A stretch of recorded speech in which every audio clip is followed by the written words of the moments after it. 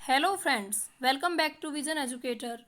आज फिजिक्स का हमारा सेकंड पार्ट है जिसमें हम गति और भौतिक राशियों पर चर्चा करेंगे। अगर आप चैनल पर पहली बार विजिट कर रहे हैं, चैनल को सब्सक्राइब कर लीजिए, साथ ही बेल आइकन को प्रेस करिए जिससे आपको न्यू नोटिफिकेशंस मिलते रहें।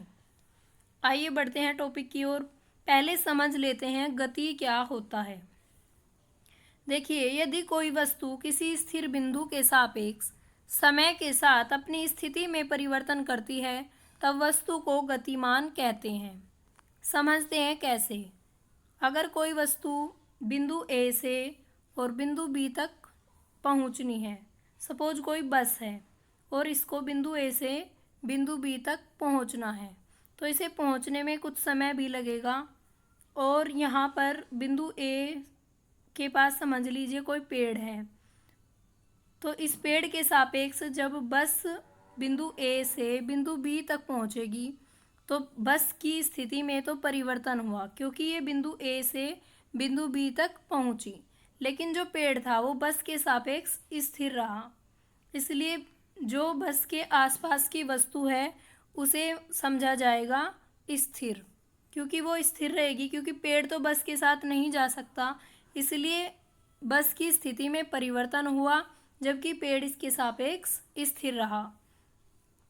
तो वस्तु का एक स्थिर बिंदु के सापेक्ष समय के साथ जो परिवर्तन हुआ वही वस्तु की गति कहलाई। अब बात करते हैं गति के प्रकार। मुख्य रूप से जो गति के प्रकार है वो चार है। ऋजु रेखीय गति, जिसे स्ट्रेट लाइन मोशन कहते हैं, दोलन गति, वृत्तीय गति, जिसे सर्कुलर मोशन कहते हैं, और प्रक्षेप्य गति, जिसे प्रोजेक्शन मोशन कहते हैं। अब आइए इन्हें समझ लेते हैं। ऋजु रेखीय गति यानी स्ट्रेट लाइन मोशन। जब कोई वस्तु ऋजु रेखीय मार्ग पर यानी सीधे मार्ग पर एक दिशा में गति करे उसे ऋजु रेखीय गति कहते हैं। जैसे सड़क पर बस का चलना, या इसका सबसे अच्छा एग्जाम्पल है रेल का पटरी पर चलना, या फिर किसी वस्तु का ऊपर से नीचे की ओर फेंका जाना। ये सभी स्ट्रेट लाइन मोशन के एग्जाम्पल है। इसमें जो वस्तु होगी वो एक ही दिशा में चलेगी। ये इसके एग्जाम्पल है, जैसे स्वतंत्र रूप से ऊपर से नीचे की ओर आती हुई वस्तु या सीधी पटरी पर चलती हुई ट्रेन। नेक्स्ट है दोलन गति। दोलन गति देखिए, जब कोई वस्तु अपने मार्ग के किसी निश्चित बिंदु के इधर उधर बारंबार गति करे तो इसे दोलन गति कहते हैं। जैसे घड़ी का पेंडुलम। घड़ी का पेंडुलम क्या करता है, वो एक बार इधर जाएगा और फिर दूसरी बार दूसरी दिशा में जाएगा, यानी वस्तु के सापेक्ष एक बार ये इधर गति करेगा और दूसरी बार इधर गति करेगा। इसे कहते हैं दोलन गति। जब कोई वस्तु अपने मार्ग के निश्चित बिंदु के इधर उधर बार बार गति करे। या फिर दूसरा एग्जाम्पल और इजी है, इसे समझ लीजिए। जैसे बच्चे का झूला झूलना। एक बार बच्चा क्या करेगा, आगे की ओर आएगा और दूसरी बार फिर वो झूला उसका पीछे की ओर जाएगा, यानी बिंदु तो निश्चित है, एक निश्चित बिंदु पर उसका झूला है, लेकिन एक बार वो आगे की ओर आएगा और दूसरी बार वो फिर पीछे की ओर जाएगा। इस गति को ही दोलन गति कहेंगे। नेक्स्ट है वृत्तीय गति, सर्कुलर मोशन। जब कोई वस्तु किसी वृत्ताकार मार्ग पर गति करती है तो उसकी गति को वृत्तीय गति कहते हैं। इसका सबसे अच्छा एग्जाम्पल समझ लीजिए, घड़ी की सुई का चलना। घड़ी की सुई जो है वो वृत्ताकार पथ पर गति करती हुई चलती रहेगी। या फिर किसी धावक का किसी वृत्तीय पथ में दौड़ लगाना, ये भी वृत्ताकार, ये भी क्या हो जाएगी, वृत्तीय गति हो जाएगी, सर्कुलर मोशन हो जाएगा। किसी भी वस्तु का किसी वृत्ताकार पथ पर गति करना वृत्तीय गति कहलाएगा। नेक्स्ट है प्रक्षेप्य गति, जिसे प्रोजेक्टाइल मोशन भी कहते हैं। जब कोई वस्तु किसी नियत त्वरण के अंतर्गत गति करती है जिसकी दिशा वस्तु के वेग की दिशा से भिन्न होती है, त्वरण की दिशा वस्तु के वेग की दिशा से भिन्न होगी और वस्तु के वेग का परिमाण और दशा दोनों ही समय के साथ बदलेंगे। इसके कारण वस्तुएं समतल में वक्र पथ पर गति करेगी। समतल से चलती हुई वस्तुएं वक्र पथ पर गति करेगी। इस गति को ही प्रक्षेप्य गति कहेंगे और ये जो पथ होगा इसे वक्र पथ कहेंगे, प्रक्षेप्य पथ कहेंगे। जो ये वक्र पथ बनेगा समतल से गति करते हुए, जो ये वक्र पथ बनेगा इसे प्रक्षेप्य पथ कहेंगे। उदाहरण के लिए हवाई जहाज से गिराया गया बम। हवाई जहाज से जो बम गिराया जाएगा वो कुछ इस तरीके से नीचे पहुंचेगा। नेक्स्ट है तोप से छूटा गोला। तोप से जो गोला छूटेगा वो भी कुछ ऐसे करके तब पहुंचेगा अपने टारगेट पर। नेक्स्ट है धनुष से छूटा बाण। जब धनुष से बाण छूटेगा वो भी कुछ ऊपर की ओर पहुंचकर तब अपने टारगेट पर पहुंचेगा। या फिर फुटबॉल जो खेलते हैं वो भी पहले नीचे फिर ऊपर की ओर पहुंचती हैं। या एक एग्जाम्पल हो रहा है भाला फेंक। भाला भी ऊपर की ओर पहुंचता है और फिर नीचे आता है। इसे मैं आपको इस डायग्राम से समझाऊंगी। जैसे यहाँ पर फुटबॉल थी और फुटबॉल को जैसे ही ऊपर की ओर उछाला गया तो वो एक टाइम के साथ अपनी ऊंचाई को लेते हुए फिर नीचे पहुंची।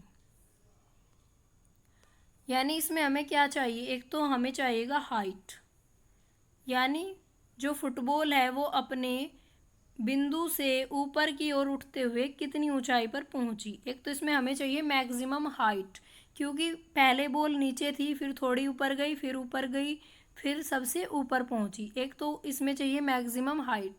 एक चाहिए बॉल को कितना समय लगा नीचे तक पहुंचने में, और एक चाहिए समतल पर जो बॉल थी इन दोनों के बीच में जो बिंदु ए है जहाँ से बॉल चली थी और जो बिंदु बी है इन दोनों के बीच की हमें रेंज भी चाहिए। तो इसके लिए 3 फॉर्मूले हमारे पास होने चाहिए। एक होना चाहिए हमारे पास मैक्सिमम हाइट का फॉर्मूला जो कि एग्जाम में पूछा जाएगा। मैक्सिमम हाइट के लिए फॉर्मूला हो जाएगा u square sine square theta upon 2g, यानी जो इसका वेग था उसका स्क्वायर, जिस वेग से बॉल गई, या फिर ये समझ लीजिए जिस वेग से कोई भी वस्तु गई, जैसे भाला फेंका तो उसके वेग का स्क्वायर हो जाएगा। उसके बाद उसके बीच में कोई कोण भी बना होगा क्योंकि वो समतल से वक्र पथ पर पहुंची है, प्रवलयाकार पथ पर जो वो पहुंची है। इस पथ को प्रवलयाकार पथ भी कहते हैं, ये भी क्वेश्चन पूछ लिया जाता है। प्रक्षेप्य गति में कौन सा पथ बनता है, प्रवलयाकार पथ बनता है। तो पहले इसका फॉर्मूला समझ लीजिए। हाइट मैक्सिमम हो जाएगी u square sine square theta upon 2g, यानी त्वरण का 2 गुना हो जाएगा जब हम हाइट निकालेंगे। नेक्स्ट हमें चाहिए रेंज। रेंज बराबर हो जाएगा u square sine 2 theta upon त्वरण यानी g। और एक चाहिए हमें समय, यानी जो फुटबॉल है या कोई भी वस्तु है जो पहले बिंदु से पहुंची और प्रवलयाकार पथ से पहुंचते हुए फिर वो अंतिम बिंदु पर कितने अंतराल में पहुंची, इनके बीच का हमें समय भी चाहिए। तो समय बराबर हो जाएगा 2u sine theta upon g, यानी वेग का 2 गुना और साइन थीटा यानी जो कोण बना है यहाँ से यहाँ तक जो भी कोण बना है वो साइन थीटा और अपॉन g, यानी वस्तु का जो खिंचाव हुआ है g ये पूछा गया है। नेक्स्ट है फिर भौतिक राशियाँ। अब समझिए भौतिक राशियाँ क्या होती हैं। वे राशियाँ जिनको मापा या तोला जा सकता है भौतिक राशियाँ कहलाती हैं। उदाहरण के लिए द्रव्यमान, बल, दाब, आयतन ये भौतिक राशियाँ हैं। भौतिक राशियाँ 2 प्रकार की होती हैं। अदिश राशि जिसे स्केलर क्वांटिटी कहते हैं और सदिश राशि जिसे वेक्टर क्वांटिटी कहते हैं। अदिश राशियाँ, स्केलर क्वांटिटी। अदिश राशियाँ वे भौतिक राशियाँ होती हैं जिनमें केवल परिमाण की आवश्यकता होती है, दिशा की आवश्यकता नहीं होती। अदिश राशियाँ स्केलर क्वांटिटी कहलाती हैं। इसके कुछ उदाहरण हैं, जैसे द्रव्यमान है, चाल, आयतन, कार्य, समय, ऊर्जा, दूरी, विद्युत धारा, ताप, दाब, ये सब अदिश राशियाँ हैं। अब समझ लेते हैं दूरी। किसी दिए गए समय अंतराल में वस्तु द्वारा तय किए गए मार्ग की लंबाई को दूरी कहते हैं। दूरी हमेशा धनात्मक होगी, पॉजिटिव होगी, और दूरी अदिश राशि है। दूरी एक बार एग्जाम्पल से समझ लीजिए, जैसे कोई बिंदु ए है और कोई बिंदु बी है। किसी वस्तु को बिंदु ए से बिंदु बी तक पहुंचना है। वस्तु को बिंदु ए से बिंदु बी तक पहुंचना है, लेकिन बिंदु ए और बिंदु बी के बीच की भी कुछ लेंथ होगी, कुछ लंबाई होगी। तो इस लंबाई को ही इस वस्तु की दूरी कहेंगे, डिस्टेंस कहेंगे। जिस समय अंतराल में वस्तु ने बिंदु ए से बिंदु बी तक की जो लंबाई है वो तय की है, वही उसकी डिस्टेंस होगी, दूरी होगी। दूरी का फॉर्मूला होता है, दूरी बराबर होती है चाल गुना समय, यानी किस स्पीड से वो गई और कितना उसे टाइम लगा। नेक्स्ट है चाल, स्पीड। किसी वस्तु द्वारा प्रति सेकंड तय की गई दूरी चाल कहलाती है। यानी बिंदु ए से बिंदु बी तक पहुंचने में कोई वस्तु प्रति सेकंड कितना समय ले रही है, एक सेकंड में कितना उसने टाइम लगाया, उसी को उसकी दूरी कहेंगे। प्रति सेकंड उसने जितनी भी लंबाई तय की है बिंदु ए से बिंदु बी तक पहुंचने में, प्रति सेकंड जितनी भी उसने लंबाई तय की है उसे ही उस दूरी को ही उसकी चाल कहेंगे। चाल बराबर होता है दूरी बटे समय, और ये भी एक अदिश राशि है, और इसका एसआई मात्रक पूछ लिया जाता है। चाल का एसआई मात्रक होता है मीटर प्रति सेकंड। नेक्स्ट है सदिश राशि, वेक्टर क्वांटिटी। ऐसी भौतिक राशि जिसमें परिमाण के साथ साथ दिशा की भी आवश्यकता होती है, सदिश राशि कहलाती है। जैसे वेग, विस्थापन, बल और त्वरण। विस्थापन यानी डिस्प्लेसमेंट। एक निश्चित दिशा में दो बिंदुओं के बीच की लंबवत दूरी को विस्थापन कहते हैं। देखिए, विस्थापन में एक निश्चित दिशा की आवश्यकता होगी। सपोज ये बिंदु ए है और ये बिंदु बी है, तो इसके लिए जो दिशा होगी वो निश्चित रखी गई है, यानी वस्तु को सीधे इसी दिशा में जाना है। तो वस्तु जो है वो बिंदु ए से बिंदु बी तक पहुंचने के लिए एक निश्चित दिशा तय करेगी, और फिर बिंदु ए के और बिंदु बी के बीच की जो लंबाई होगी वही जो उसकी दूरी कहलाएगी, और इस दूरी को ही विस्थापन कहेंगे। यानी विस्थापन में बिंदु ए से बिंदु बी तक पहुंचने में वस्तु को एक निश्चित दिशा को तय करना होगा, इसीलिए ये विस्थापन सदिश राशि है। इसके एसआई मात्रक की बात करें तो अब समझिए वेग। किसी वस्तु के विस्थापन की दर को एक निश्चित दिशा में प्रति सेकंड वस्तु द्वारा तय की गई दूरी।